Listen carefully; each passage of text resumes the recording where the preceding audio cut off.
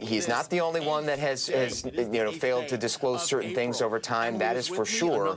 But certainly this is something. Enrolled agents right here at WCAB AM 590, FM 100.9. Good morning, Emily. Good morning. Good morning. Good morning. We are actually. Wait. You told me the microphone has to be here for people to be able to pick it up later. Okay. I think that's good. I think we're good. Tom and I were just having a 70s retro moment with the song that just played. The only thing missing was blow-dried hair and platform shoes and bell-bottoms. Remember bell-bottoms? Gotta have bell-bottoms. I look at pictures back from me in the 70s, and I have one thought. What were we thinking? No, we weren't. I know it was everybody was wearing, but that's no. They tried that excuse in Nuremberg, and it didn't work there either. It didn't work there either. Yeah, we were told to dress like that. No, it was. You look back and it seems like it was forever ago. Yeah, but then people keep trying to revive the 70s look. I know, and then you look at it, and I guess that's where I'm seeing a lot of it. And you look at it, and I go, that looks really familiar. It really looks familiar. But then somebody said if leisure suits come back, we're doomed. Yeah. Never had one. Tom, you never had a leisure. My engineer this morning, Tom. I refused to wear one. It looked dopey to me. You refused to wear a leisure suit, Tom. That's right. Tom, I had 3. I had 3. I might have had 4. I'm trying to remember. I had 3. I had a banana leisure suit. Oh, yeah. I had a, I don't doubt it. I had a chocolate one. Because I don't know why, but we named them after fruit. It wasn't brown. It was chocolate. It wasn't yellow. Fruit. It was banana. Well, chocolate's a vegetable. It's in the vegetable group. Okay. But it was banana. And then I had one that was aqua. That was blue, and I'm thinking I might have had a seafoam green one, but I can't remember. It seems to me I did. I had one. Oh, the thing that always got me is why did we roll the sleeves back? But listen, after Nehru jackets, it was like anything went, you know? I didn't go with that. I didn't want to serve ice cream. You didn't want to serve ice cream. Yeah, that's what we did look like. Okay, so enough of that. Gilbert Talks Nostalgia here on WCAB this morning. I know it doesn't take much to get us derailed. It really doesn't. Okay, the program is Gilbert Talks Taxes. And why can Gilbert talk about taxes? Because Gilbert is an enrolled agent. So is Emily. We are both enrolled agents. Our enrollment is with the Internal Revenue Service, United States Department of the Treasury. And that gives us authority, I guess, Emily, to talk about taxes. Because we are tax experts. What we do is taxation. I am also a financial planner. I'm a business consultant. I do a lot of different things. And this morning we're going to talk about a few things, but let's talk about the deadlines. Well, first let me give my information. Right now we are no longer accepting tax returns to get them e-filed by the 18th. So if you haven't brought your stuff to us yet, the best thing I can do for you right now is an extension. And we are extending. Remember, an extension to file is not an extension to pay. Thank you, Emily. It is not. If you know you're going to owe or think you're going to owe, you need to make a reasonably accurate, a reasonable estimated payment with that extension. If you don't, there will be penalties and fees. That's because people ask me, well, what's the downside? Well, there will be penalties and fees. But right now, we're only taking the cases we're working on, and we are probably at capacity or close to it. What do you think? Emily's just... What is capacity? We're always at capacity. We're just working through it and getting them done. Yeah, working through it and getting them done, and that's a good attitude. Working through it and getting them done.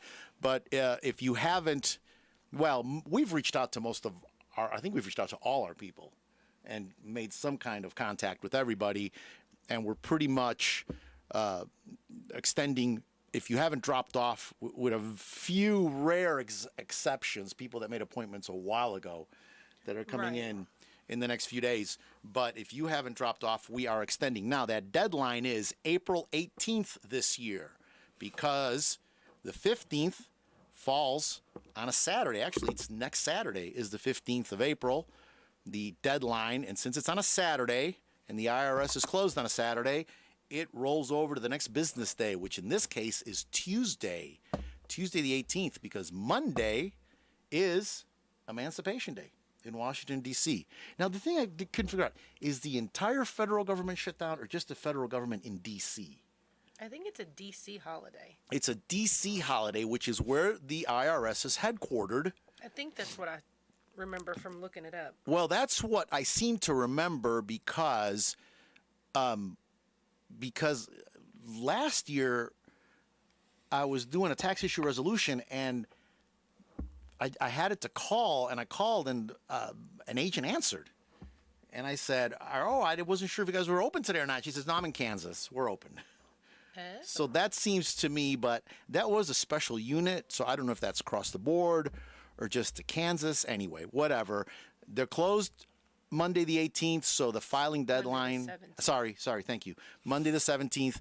The filing deadline is April the 18th at midnight. You have to file, or you will face penalties and harsh treatment, mockery and scorn. And anything else? That's pretty much it. That's also the deadline for North Carolina. Pretty much all the states follow suit with the IRS. Pretty much. Now, if you extended your partnership and you extended your LLC, your S-Corp LLC, back March 15th, for North Carolina, you had to pay a $200 franchise fee. Now, for North Carolina, that franchise fee is due, even if you extended. It doesn't matter that you extended, that franchise fee is due April 18th. Okay? That's the only place where they deviate a little, and I don't know why. Okay, so if you need to reach me, if you need an extension filed, if you need whatever you need, give me a call, 828-289-9300. We have 2 offices to serve you, one at 704 Oak Street in Forest City, North Carolina, right next to Big Dave's Fish Camp. Yeah, that's the landmark, Big Dave's Fish Camp. The former Carter Bank building is now Carmona Financial Consultants. And I still have my office in Tryon, the beautiful Art Deco building at 226 South Trade Street in Tryon. Right off the historic downtown Tryon on Trade Street. One telephone number gets you an appointment at both. Okay, so I got some texts. I want to talk about a couple of things. I know you've got some things that you want to talk about. I want to talk about the $75 rule. Several people have brought this up. Do you know what the $75 rule is, Emily? No, sir. Okay, I'll talk about that. And we'll talk about the $75 rule. And I'm also going to, if I have time, because it's already 10 after 8. I mean, and we burn through an hour pretty quick. I don't talk a lot about financial planning, as a thing on this program. I try to keep it to taxes, but I touch on it a little bit because financial planning is really a one-on-one event. And I say it every time. I have to qualify it. It's a personal thing. No 2 people have the same financial picture. So I don't like to make blanket financial suggestions on the radio. It's just wrong. And all these people that do it, and I know a lot of people do it, they shouldn't. And a lot of them are borderline on the edge of doing something illegal. And several of them have been fined over the years because you're not supposed to do it. FINRA, SEC, SIPC, they all say don't do it because it is very one-on-one. Now, DOL, Department of Labor, has even gotten in on it and talked about, personalized information and the best interest rule. Everything I do is supposed to be in your best interest. So to get on the radio and say, everybody needs to buy ABC stock. I'm sure there's an ABC. XYZ, XXX, I don't know, whatever there isn't. Somebody gets on there and says, you're supposed to buy that stock. No, wrong. It's one-on-one. It may be a good advice for somebody, but it's probably for not somebody else. But I'm going to talk about one thing generically. Did you know, Emily, that you can lose, and I had the article right here. Let me get back to it. Did you know that you can use your HSA, your health savings account, as an investment vehicle that's actually got some real benefits to it? Health savings account. You can actually use it. you can do a IRA to HSA rollover. And I'm just telling you what you can do. I'm not telling anybody to do this. Okay, I'm just talking about the law. But I came across this. It's like Preston's famous quote. What's that? Just because you can doesn't mean you should. That's a great quote. He's a very that's Emily's son Preston. He's a very smart young man. He says it all the time. Say it again. Just because you can doesn't mean you should. That's right. That's right. I said one the other day, somebody was doing something, and I said, why are you doing that? And they said, well, I have the right to do that. And I said, just because you have the right to do it doesn't make it right. True. So I came across this in my research, and you can take advantage of a once-in-a-lifetime IRA to HSA rollover. And I'm going to get into why you would want to do that. And this actually kind of really surprised me. The numbers are very high if the numbers are there. I mean, for you as an individual, if this would work out for you, this may be something you may want to talk to your financial planner about. I'm also going to talk about the $75 rule. I'm going to get into that, which is about keeping receipts. Okay? Now, okay, so let me talk about, before we take our first break, so the IRS refunds have been coming back I have not heard of any issues. Have you, Emily? I don't think so. Nobody has, I've only gotten a few phone calls where people have not gotten their refund, and it's been because of a reason they had, not because of an IRS problem. Yeah, it seems like we may have had one ID verify, but maybe that was a prior year. Yeah, The ID runs together. It all kind of runs together. The ID verify thing really has slowed up also. I was going to mention that. We haven't had that many. Last year we had a lot of those where, so you'll get a letter from the IRS, we're holding your refund, or we're not processing your tax return until we can verify your identity. And a lot of people just got crazy when they read that letter. They didn't know what that meant. And they were calling us. Well, the IRS has a system now, and I think this is going to be the way it's going to go. I think the ID Me and ID Verify thing is going to be it. And I've been saying it for a long time. I've been saying it for at least, I was looking back at notes, I've been saying this for at least 7 years. The IRS is going to have to come up with another system besides just Social Security and date of birth. Mm-hmm. They're going to have to. The ID theft thing is just rampant. Everybody's information is on the internet. The ID Me is a deal, though. ID Me is a deal, but it is getting better. The technology is getting better with it. That's good. Well, that's been our experience. We've had to do a few, but we've done very few this year. Yeah, So- it's much less than last year. Yeah, and the process is much more streamlined. We're actually most people were having to come into our office, and we were having to walk them through how to do it because we'd done so many of them. We kind of knew the system, and Stephania was helping a lot of people with it. I was helping a lot of people with it. You did a few, right, with the people last year? Maybe one or two, yeah. One or two. So, yeah, the bulk of it last year fell on Stephania and me. We were doing those, but this year it's only been, that I'm aware of, one. But most people have been able to do it themselves. It's been very simple. And if you have an IP pin and you signed up for an IP pin, which I was discouraging people from getting IP pins early on, because once you sign up for the IP system, you're in it forever. So that is the system that I think the IRS is going to go to, where you're going to have an identity protection PIN, personal identification number, from the IRS that you're going to use with your Social Security number and your date of birth. And that changes every year? Every year you get a new number, and that's what was confusing to people. Mm-hmm. They were bringing me last year's number. This happened last year. They were bringing me the number from the year before, saying, here's my IP number, and I'm like, no, you get a new one. So you got to read the letter. The letter will tell you, and it was confusing because it said, here's your 2022 IP pin, or this year it says, here's your 2023 IP pin, but that's your 2023 IP pin for tax year 2022. Right. And that was very confusing to people. So that they're working through all that, but I think that's the system. Well, you're supposed to get a letter to your last address that you have on file with the IRS, which is the last tax return you filed. But what happens in America?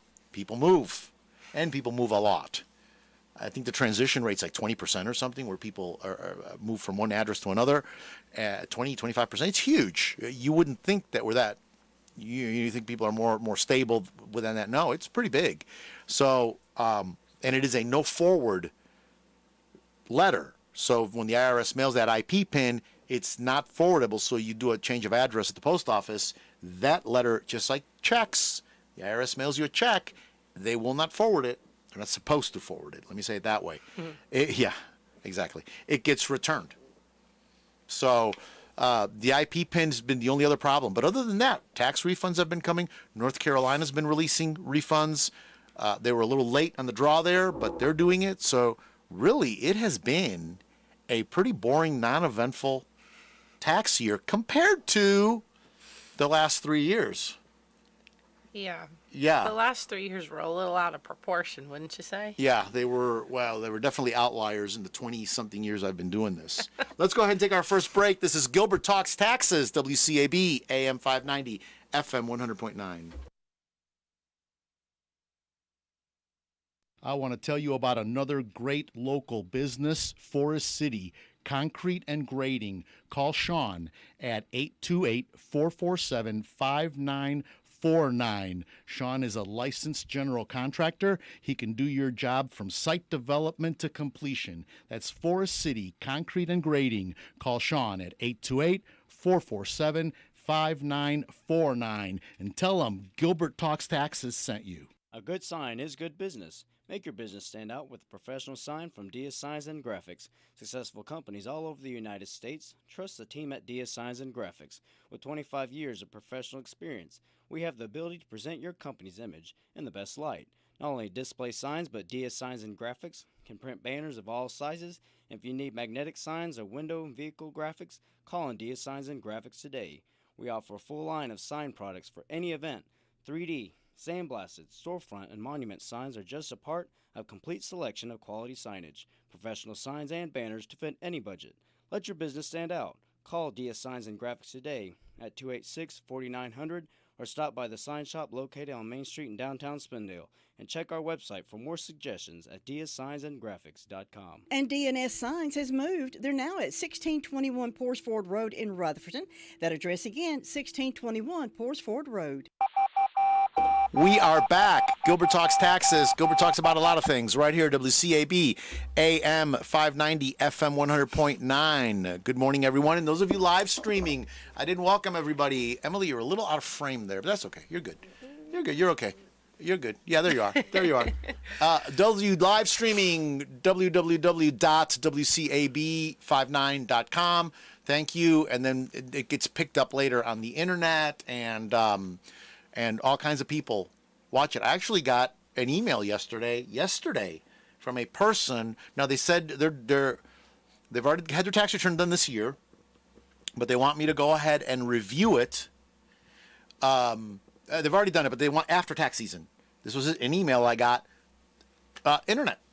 They are in. I forgot where they were. They were living in Nevada, and they moved from Nevada to somewhere in the Midwest. Kansas. I want to say Kansas, but then it's like everybody's from Kansas because that's like the Midwest, right? When you think of the middle of the country, Kansas. Anyway, they moved and they reached out to me, said they felt like I knew what I was talking about, and they wanted me to help them. So I thought, well, that's fantastic. So reach back. I'd love to help you. So thank you. Those of you that pick me up later and listen to this and download and watch the podcast at gilberttalkstaxes.com or listen to the podcast. I'm sorry, it's audio only. Yeah, you can see the little thing, the sound waves, but there's that's nothing it. to see. It's audio only on the podcast. We've debated uploading because we record the videos. They're right there. We're recording. We record the videos. I've debated putting them up on YouTube. I just don't like that whole format. I just don't like it. I'm not sold on it. I really just want to convey information. I'm not so. Anyway, so just those kind of decisions that we have to make. Now, during the break, we were talking about a business gym for your employees because my employees want a ping pong table really bad. They do. They want me to put a ping pong table upstairs.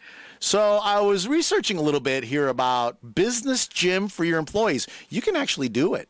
Setting up a business gym on your business premises or in a separate building can create and I'm reading from a research paper that was actually done in a separate building. It creates a tax deduction for your business and tax-free benefits for your employees and possibly for you too. So but believe it or not, there are two separate tax codes. There is actually IRC, which is Internal Revenue Code, Section 132J4, on-premises gym. I mean, you can't make this up. The IRS thinks about everything. On-premises gyms and other athletic facilities. So would the ping pong table classify as an on-premise athletic facility? Sounds like it could. For purposes of this paragraph, the term on-premises athletic facility means any gym or other athletic facility which is located on the premises of the employer. So a ping pong table on the second floor might just qualify, which is operated by the employer and substantially all of the use. And this is the catch. I was reading, there's always a catch. This is the catch.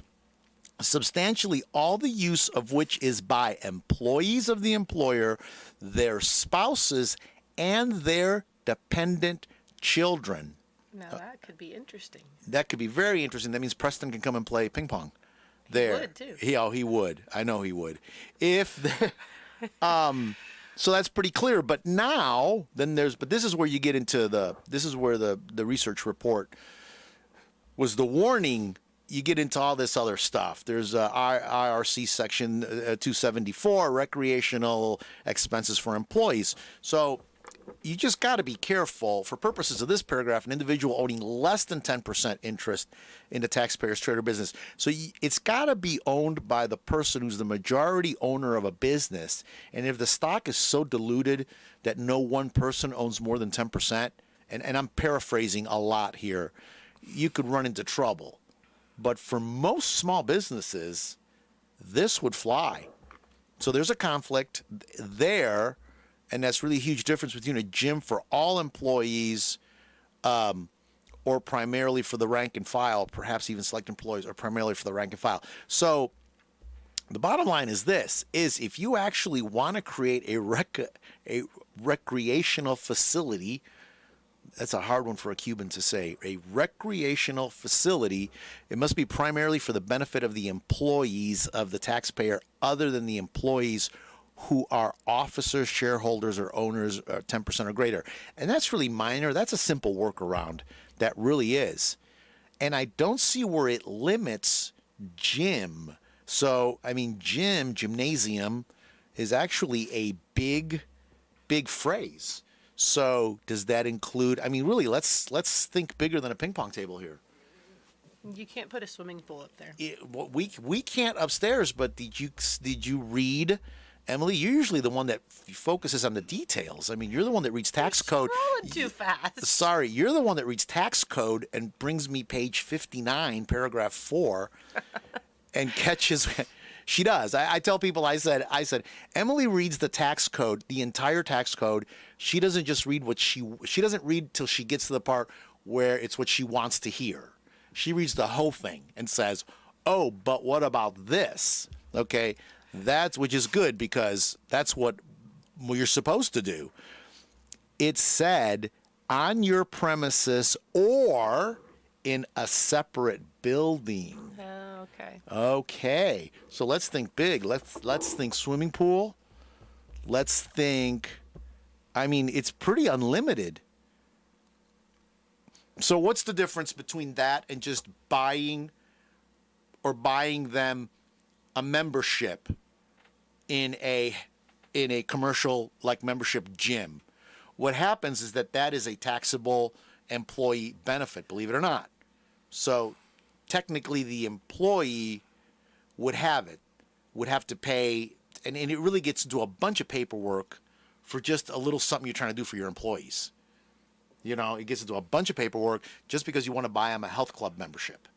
It technically becomes, it's reportable because most health club memberships, I mean, I don't know what the going rate is right now, but even some of these pay by the month gyms are, and I'm just going to say $75 a month.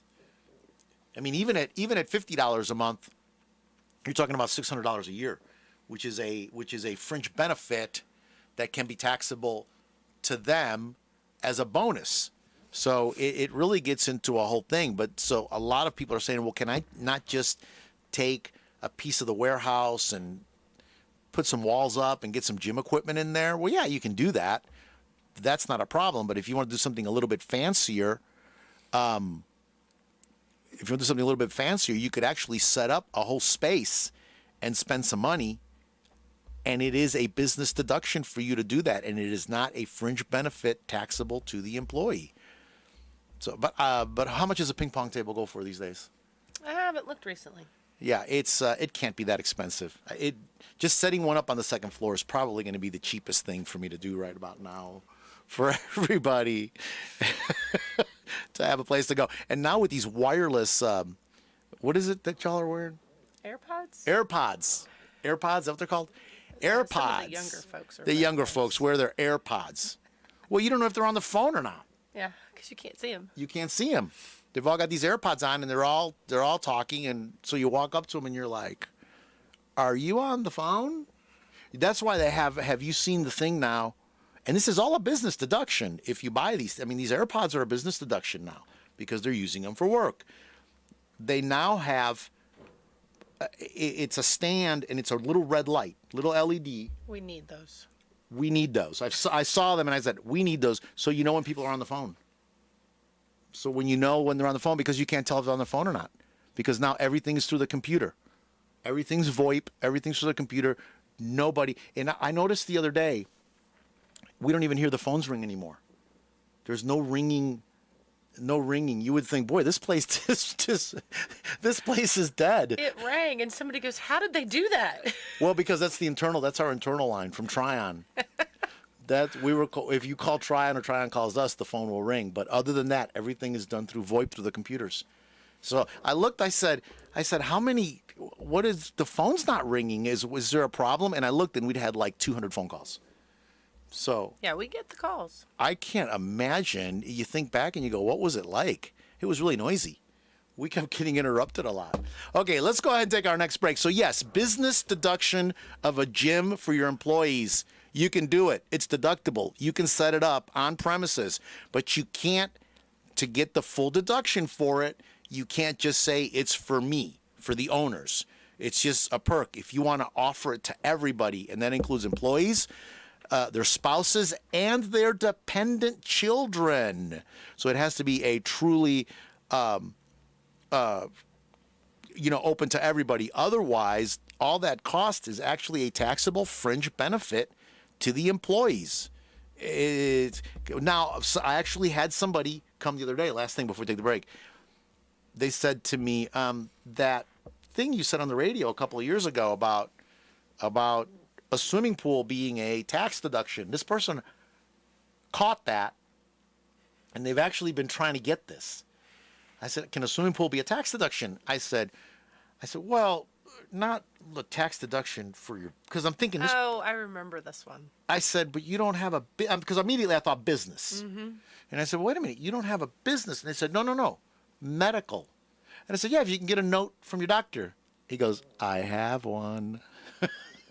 I said, your doctor gave you a note for a swimming pool, and legitimately this person has health issues that would benefit from exercising in water. And the doctor gave him a prescription. It was an email on his letterhead. Sent it to him, prescribed it for him. And he said, is there any limit? I said, no. Not that I found in the tax code. There is no up limit on how much you spend. Now, in an audit, if you have a $100,000 walk-in pool with a hot tub and all this other stuff and the little tiki grill thing, I don't know that that's going to fly. But if you have a basic pool, he's saying he's getting quotes of like $45,000. That is a Schedule A deduction, and that would qualify. Same thing for a hot tub. If you get a prescription that you have a medical necessity and you need a hot tub, and Bullfrog hot tubs are going for about $10,000 to $12,000. That's a pretty high-end hot tub, but $10,000 to $12,000. And yes, that would fly. But you got to have that prescription from a doctor, from a real doctor, not like a wannabe doctor, like a real doctor, somebody who's got some kind of credential needs to give you that prescription. Okay, let's take that break. This is Gilbert Talks Taxes, WCAB AM 590, FM 100.9. This is Kimberly. If you owe the IRS for prior years or you have unfiled tax returns, don't call those national toll-free numbers. Affordable, secure, and local help is available for you. Call Gilbert at 828-289-9300. Gilbert is an enrolled agent permitted to practice before the IRS. Taxation is his specialty. He knows the latest laws to help you with your problem. Avoid garnishments, levies, and liens. All initial consultations are free. Call Gilbert at 828-289-9300. Hi, I'm Sandra. My husband Peterson and I own Precision Detail and Tint. We invite you to come to our new location at 620 U.S. Highway 64, Rutherfordton, on the corner of Silvers Lake Road and Highway 64. Whether you need specialty detailing for your car, RV, or boat, or window tinting for your automobile, or home or business, we can help you. Voted Best of Rutherford County for 11 straight years, you will know you will get quality work at a good price. Stop by for an appointment or call 828-245-8889. We're open Monday through Friday 9 to 5 and Saturday 9 to 1. Oh, I didn't have time to focus on the next topic. This is Gilbert Talks Taxes, WCAB AM 590, FM 100.9. Tom, during the break, shared about a person he knew who put in a full-size swimming pool for a medical write-off. Full-size. And it was covered, too, you said. Yeah. Well, sure, because you can't have your pool outdoors, you know? Had like a hothouse there with the plants. With plants and everything. See, I think that's pushing the envelope. I think that's pushing the envelope a little bit with that. It all depends. How would you swim in the winter? Well, okay, good point. I didn't even think about that. Okay, so yeah. That's You gotta swim, you gotta swim. So it's got to be heated then. Yeah. Oh, yeah, it was. I actually looked up the regulation on this, and this actually went to tax court and got approved. I mean, it was not, it scrubbed all the way through, and it actually opened the door for a lot of things like this. Hot tubs, saunas, which has great medical benefits. Okay. It's that one right there? No, wasn't it the next? Oh, which one? Yeah, the 75. No, let me go to the $75 rule. Let me talk about the $75 rule. There was one other thing I wanted to say, though, before I got going. So the program is Gilbert Talks Taxes. Okay, I already said that. And our telephone number is 828-289-9300. Is that you or me? Oh, yeah. You know, I've been getting texted. Wait, let me finish with all that. 828-289-9300. Right now, there's basically a week and a few days left. We're extending. If you bring your stuff this week, we're going to go ahead and extend you. We guarantee you'll be extended. An extension to file is not an extension to pay. If you think you're going to owe some money, you need to make a reasonable estimated tax payment to avoid penalties. Otherwise, you could get some penalties later if you owe. If you're getting a refund, it's all mute. If you're getting a refund and you know you're getting a refund, you really don't even need to extend. There is no penalty but the problem is, do you know you're getting a refund? Some people thought they were and they didn't, so Yeah. I would extend anyway. I'd extend anyway. It's free to extend. I mean, as far as the IRS and North Carolina goes, there's no fee for extending. They don't charge you a fee. But extending is the way to go, and you're safe. Also, if you have an 1120, you file an 1120, you're incorporated, and your status with the IRS is a C corporation. C is in Charlie. Yours is due April 18th also. Same thing there, you can extend. And then the only other tax returns that are up and coming is the not-for-profits. You file a Form 990, not-for-profit, the information return. Those are due May 15th, okay? And those, I really warn people, don't let those lapse, because that tax return is a little different from all the other tax returns. If you are a not-for-profit and you have a 501c3 letter, you are recognized not-for-profit by the IRS. and you do not file your tax return for 3 years, which, believe it or not, is easy to do. I've had people actually really come close to losing that status. If you don't do it for 3 years, you will lose your status. And then you got to reapply, you got to pay the fee, and there's no guarantee you'll get that status again. I mean, there's no guarantee. I've only seen a few rejected, and it's been because people filed the paperwork wrong. They come to me after the fact. They come to me when they get rejected, and they go, "What happened?" And I look at the paperwork and I go, "Oh." But you got to file that tax return. That's a whole other department. That's actually, I always say that not-for-profit is a department within the IRS because they're their own thing. Their tax forms are different. Their tax return is different. The whole way it's handled is different. But you don't want to let that lapse. Those are due May 15th. If you can't get it done, file an extension. That gives you till November 15th, but get that done and get your prior years done. Okay? And I actually I've had some people come and say, well, I've got the 22 ready, but I don't have the 20 done. No, let's get the 20 done because it's consecutive. We got to get you compliant with that department. Okay. So I got that out of the way. I got the other thing out of the way. Some people are texting me. I'm gonna talk about the $75 rule here in a minute, but somebody just texted me, "Hey, my back hurts." No, you got to get a. I'm not the one that gives you the letter. You got to get the letter from a doctor. Sorry. Yeah, my back hurts too. Actually, it's my shoulders. Can I have one too? Yes, you can have one. You go to a doctor, get a prescription. People want me to talk about BRICS. I'm not getting into that. That is a subject. There are a billion YouTube videos on BRICS. BRICS, what is BRICS? Emily's giving me that look. You know what BRICS is? I know what a brick is. It's No, what you build a house with. Well, they're trying to build a house, and let me tell you something, it's a house of cards. BRICS is BRICS, which is Brazil, Russia, India, China, and South Africa. Those countries are getting together and they're starting their own NAFTA. They want to start their own trade-free zone, and everybody's saying that they want to replace the dollar as the world's currency, and it's going to devaluate the dollar. This subject is way beyond Gilbert Talks Taxes. This is a subject, and everybody's got an opinion.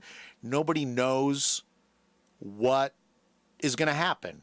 A lot of people can guess, and conspiracy theories abound. Like I said, there have got to be millions of videos on this.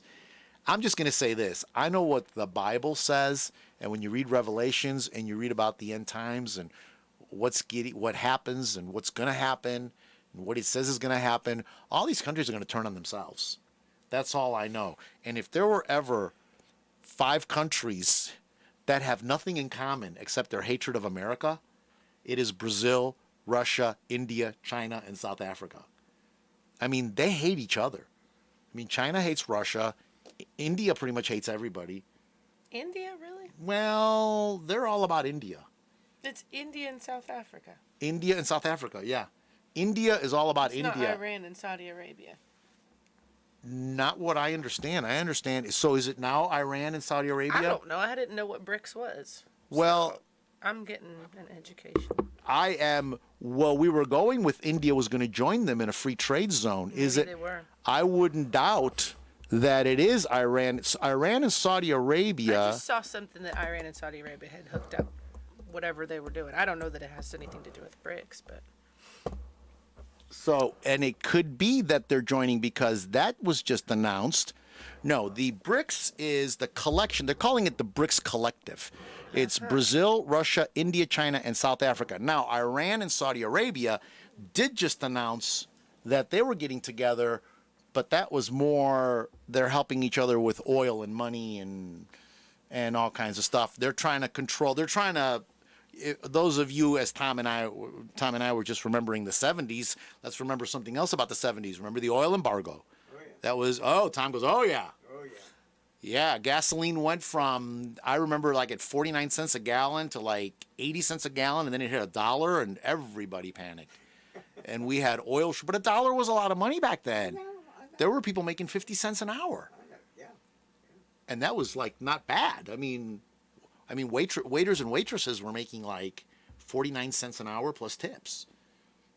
So when gasoline hit $1 a gallon. But so Brazil, Russia, India, China, South Africa, and like I said, 5 countries that have nothing in common and pretty much hate each other and everybody else. The only thing that's unifying those 5 countries is their hatred of America. And Israel, by the way. Oh, sure. And Israel. I mean, Brazil just elected a criminal who was in jail. How long was Lula in jail for?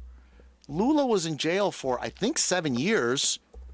And Not long enough. Well, Lula, okay, whatever you think of Lula bankrupted Petrobras, which was Brazil's biggest, I believe, or one of their biggest companies. Petrobras was the national petroleum company. And it was because of him and his criminal activities that Petrobras stocks plummeted. I actually got a heads up. I remember this because I was doing financial planning, and I got an email from a man, and he said, I know you're Hispanic. I don't know if any of your clients have holdings in Brazil, but if anybody's holding Petrobras, tell them to dump it. And 3 weeks later, Petrobras crashed. And I emailed him back. I said, how did you know? And he said, because I was following the news down there. And they were the ones that were giving money. How do you spell Lula? L-U-L-A. Yeah, Lula. Lula was the president of Brazil. Lula da Silva. Lula. Well, he's got one of those Brazilian names. Lula da Silva, something. He was jailed. I don't know. How long was he in jail for? More than once, I think. He started serving a 12-year, I'm reading CNN.com. Lula started serving a 12-year prison sentence for corruption and money laundering. Okay? Then he was released early, and he is now the president of Brazil again. Back by popular demand. That was really good. Well, they supposedly voted for him. And Bolsonaro, who was the moral, religious guy trying to do right, lost. And they all but ran him out of the country. And they did run him out of the country. He's still in the United States, from what I understand. They said he said if he goes back, they'll kill him. So he's not going to go. They've arrested all his supporters. Does this sound kind of familiar? Yeah. Yeah. So Lula is a convicted, not alleged, not indicted, not impeached, a convicted criminal is the president of Brazil. So that's the B in BRICS. You got Russia, enough said, India, China, and South Africa are forming a thing, and they're going to try to devalue the dollar. Now, I don't want to just say, oh, no, that's impossible. That'll never happen. Because the short-term goal is 2050. Yeah, that is the short-term goal. So I don't know. I don't know what's going to happen. So for you people texting me about BRICS, that's my answer to BRICS. Nobody knows what's going to happen. Is it going to devalue the dollar? No, we're doing a good job of that ourselves. We don't need help from any outside forces. So let's go ahead and take a break. It's enough for the $75 rule. Okay, I'm going to get into that when we get back. I promise. I'm not going to be derailed. I'm going to turn my phone off. Emily's giving me that look. Okay, this is Gilbert Talks Taxes, WCAB, AM 590, FM 100.9. As we get ready for this year's tax season, there's one thought on everyone's mind. Will Gilbert's hair look fabulous this year? Oh, yes, it will. How can I say that? Because I go to Robin Saunders at RSL Salon. Whether it's a good haircut, a pedicure, or a manicure, you can count on RSL Salon. Call Robin at 828-289-9110 because everyone deserves to look fabulous. Jesse James Railroad Express has moved to a new location, 126 Park Lane Plaza in Rutherfordton, and they've changed their name, Jesse James Chowhound Canteen. A new name, a new place, and a limited menu. Currently, you can get smoked sausages, kielbasa's, and of course those delicious hot dogs. And you can get coleslaw, macaroni and cheese, and potato salad. Stay tuned for their new menu at their new place. Hours are Tuesday through Saturdays from 11 until 2, closed Sundays and Mondays. Jesse James Chowhound Canteen, 126 Park Lane Plaza in Rutherfordton. Call 286-9368 and get a 99-cent hot dog with mustard, chili, and onions, Tuesdays only. Hi, this is Christy. Gilbert and I are excited to announce our new name and location. Carmona Financial Consultants at 704 Oak Street in Forest City. Let us help you with your taxes. Let us help you with your investments. Carmona Financial Consultants at 704 Oak Street in Forest City. Stop by or give us a call at 828-289-9300. We are back. Gilbert Talks Taxes, WCAB, AM 590, FM 100.9. I'm going to stay focused here, but I do got to say this. Next Saturday will be my last Saturday here for the 2022 tax filing season. Last Saturday, April 15th, will be less. Then we're going to take a break. We're going to go on hiatus, Emily, as they say in radio and television. We're going to go on hiatus. That means we will be back. I'm just going to take a break. I don't know what I'm going to do on my break, but I'm going to take a break. I do know this. I'm going to go for 3 days. One of our clients has a lake house, and I'm going for 3 days to a lake house. In an undisclosed location. In an undisclosed location. Probably without cell phone. Actually, it's a lake house up in the northern part of the state, and he said that cell phone reception is really weak and Wi-Fi sketchy at best. I said, perfect. Perfect. Yes, actually, it's not that off the grid. We saw pictures of it. It's actually pretty nice. He just bought it, and he does Airbnbs. He's got quite a few of them, and he just bought this one, and he wants us to go there and give him some feedback on it. It's got a little dock and a little lake, and it looks really, really secluded. Actually, it's a bunch of houses, so it's right next to some other houses, but it's the house itself is fenced in. It looks nice. So we're going to be doing that. We're going to be doing that that week, and then pretty much after that, I don't know, but we will be back sometime. We will be back. So next Saturday will be my last Saturday, Gilbert Talks Taxes, for the regular tax filing season, and then the 18th of April is the last day. If you need anything, you need an extension filed, give me a call, 828-289-9300. Or you need to talk to Emily, give us a call, 828-289-9300. Okay, going to talk about the $75 rule. So what is the $75 rule? We've had some business people, and now Christy is really dogmatic about this. You got to have a receipt. And I tell her, Christy, don't be so hard, because the IRS, there is some leeway, but like Christy says, give them an inch. Take a mile. They'll take a mile. If you give them an inch and you tell them, so they're actually, do you have to have every receipt for every expenditure you make? Well, some CPAs, EAs, tax attorneys, and IRS agents, and Christy will tell you yes. Okay?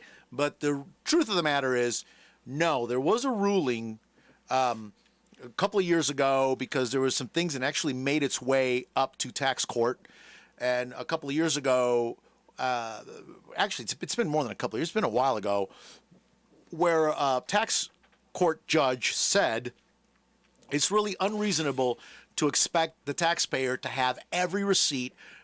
Business. We're talking about businesses now. And actually, well, even for individual deductions, although we don't have as many now as we did before, Schedule A being the way it is, and the unreimbursed employee deductions just aren't there anymore.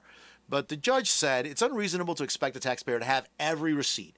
People do lose receipts. Things do happen, okay? So there is leeway there. But it has to be a few. So in an audit, the auditor normally, in a normal audit, unless it becomes a really in-depth forensic audit, where they're going deep, in a normal audit, they'll want to see a sampling of your receipts. So if they ask you to produce 30 receipts out of a list of a couple of hundred, and they ask you to produce 30 receipts, and they'll say, I want to see this, and you can't produce any of them, you got some explaining to do, okay? And it's very suspicious. Now, if they ask to see 30, and you've got 29, 27, 28, and you say, I just can't find that one, most reasonable auditors, which most of the ones I've dealt with, actually all of the ones I've dealt with, I have never dealt with an unreasonable auditor. Let me say it that way. Every auditor I've ever dealt with has been very reasonable. They're human. They know their job. They're well trained, and they're very reasonable. They'll say, okay, let's pull another 10, and then you have them. So if you have a few, but then now some people go in the other ditch and they don't have any, And they say, well, there's the $75 rule. Well, what is the $75 rule? That actually comes from IRS regulation 1.274-5C2, subparagraph III, for those of you keeping score at home. That's actually the code section, says that if you have receipts that are less than $75, that you don't need to have receipt. The nutshell, without me reading the whole code, is if it's less than $75, you don't need a receipt. But that's not exactly true, because you always, no matter what the amount is, always need a receipt for lodging. So you guys that travel, you guys that spent a lot of time in hotels, you need a receipt for lodging, regardless of the amount. Now, I doubt anybody's going to find a hotel room for less than $75 these days. But a motel maybe. A motel maybe, but I guess it's out there. But you always need a receipt for lodging, okay? And you don't need a receipt for transportation costs of $75 or more if the receipt's not readily available. And so that goes back to the day when you would grab a cab. Okay, now I'm from a suburb of Chicago where taking a cab was a normal occurrence. Now, today we've got Lyft and Uber, and is there anything else? I don't know. I'm sure there's something else. We've got Lyft and Uber, and in big cities now they have, it's called Lime, L-I-M-E, and there's another one, I can't remember the name of it, where they have these actual bicycles that you swipe with your app, you jump on the bicycle, you ride it where you're going, and you just leave it there. B-cycle. B-cycle. That's another. Washington, D.C. is littered with the things are laying everywhere. They're laying in the gutters there. They don't return them to the rack? No, they don't return them to the rack. They just leave them wherever. And they're all over. That's been the problem with them. I think that's where Lime's been running into problem, is them things disappearing. But anyway, the model works in theory. Is it working in reality? I don't know. But so the idea was when you grab a cab, most cabbies aren't going to give you a receipt. Most of the fares were $10, $15. So this rule was acceptable for that. You don't need a receipt for business vehicle expenses that are less than $75. And this rule applies to all modes of transportation, which includes yachts and airplanes. Okay, if you can rent a yacht for $75, let me know, or an airplane. But no, you have a business yacht? Me? No, I'm saying like it's. You can actually. You can have a business yacht. Yes, you can, but $75. It's $75. I mean, who's going to do that? Don't we have a sneeze button on this? Anyway, do you need it? Okay, so people cite this rule and they say, oh, because I'll tell people, well, you have receipts. No, I don't have receipts. A $75 rule. No, that's not what the rule says, okay? The IRS still expects you to have receipts. And then a lot of people will say that, and it really gets complicated. It just gets complicated. If I spend $75 on a meal with my best customer, do I need a receipt? Yes. That's clear. That's in the code. Now, this one, I don't even want to say it because I know it's going to come back to me. People are going to say, you said, so if I spend $70 putting gas in my business vehicle, do I need a receipt? Technically, no. It's under $75. Office supply, though. You spend $5 on Staples. Do I need a receipt? Yes, because it's an office expenditure. So it gets very complicated.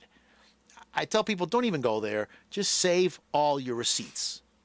Okay, just save as many as you reasonably can. If you lose some, it's okay. But try to save them. It's not hard to do. Okay? And then a lot of these apps will email you the receipt. The problem is, in an audit, you later have to go back through all those emails and print them because the IRS doesn't look at emails. The IRS wants paper, 8.5 by 11, printed. That's what they want. And you know, you've seen it. They're still old school. They'll do a fax. Okay? So keep it. And then the last thing I want to say about this is if somebody will go stay at a hotel and they'll say, well, I don't save receipts. No, you got to have a receipt from lodging. The IRS is very clear about that. And they'll say, well, I used my credit card and it's there on the statement. So you stay at a big chain hotel. Okay? On your credit card statement, it might say, you know, Alibaba Inc., New York City, but you stayed at a Holiday Inn Express in Kansas City, okay? Because that's owned by this corporate franchisor that's out of New York. And it's very confusing, and in an audit, they will reject that. They will say, no, you were in Kansas City. Why are you charging $75 in New York? You say, well, no, that's the corporate. And then you got to go and you got to get those receipts. It's just such a headache. Just get in the habit of saving your receipts, okay? And a logbook doesn't cut it. They want to see receipts. Now, at business dinners, all you really need to know is the amount that was spent, the date of the meal, and the location, the name and location, and preferably if you can put down a name of a client or two, it helps. All that's on a receipt. And just jot the client's name down. That could be your log, whatever. But you got to have that receipt. It's all on the receipt. So it really cuts through a lot. Okay, in the last couple of minutes I've got left, so enough said about that. You're not smarter than the IRS on this one. Don't try to outsmart them with the $75 rule. And actually, what do we got left? We got 3.5 minutes. That's really all I want to devote to this topic anyway. I just want to make people aware of something. An HSA is a health savings account, okay? So you put the money into an HSA tax deferred. Why do I say tax deferred?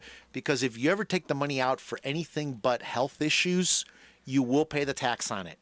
And if you take it out for non-medical, non-health expenses before the age of 65, you will pay a penalty, okay? And the penalty is not 10% like an IRA, 20%.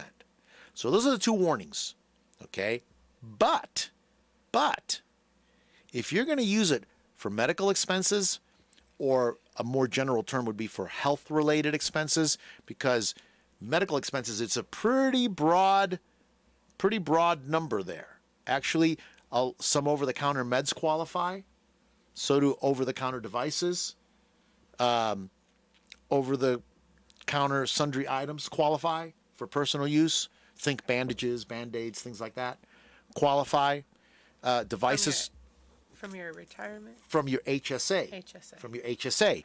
So if you roll over IRA, and this is an IRS rule and regulation. This is actually allowable. And this is a whole conversation that you need. There's a testing period. There's all kinds of stuff. But the key takeaway is HSA holders are allowed to make a once-in-a-lifetime rollover from their IRA funds to their HSA up to the annual HSA contribution limit for the year. The rollover amount isn't included in income. It isn't deductible. It doesn't reduce the amount that can be contributed to the HSA for the year. But the advantage is it's used for medical expenses. It avoids taxes and turns an otherwise taxable income into tax-free income. Why? Because when you pull that money out from your IRA, you will pay tax on it. Okay, it's tax deferred, not tax-free. So you put money in an IRA, you take it out, you're going to pay tax on it. Okay? But if you roll it over into your HSA, when you pull it out to use it for medical expenses or health expenses, health-related expenses, when you pull it out, you will not pay income tax on it. This can be huge depending on your income tax bracket that you're in, because a lot of people are going into retirement, retirement age, still working and still having a lot of taxable income, and now they're throwing Social Security on top of that, which is taxable. Okay, well, up to 85% of it is taxable. Now, there is a testing period, and there's some caveats to this, but the IRA to HSA rollover must be completed by December 31st. So if you qualify for this, you're going into retirement, you're in retirement, you've got health issues.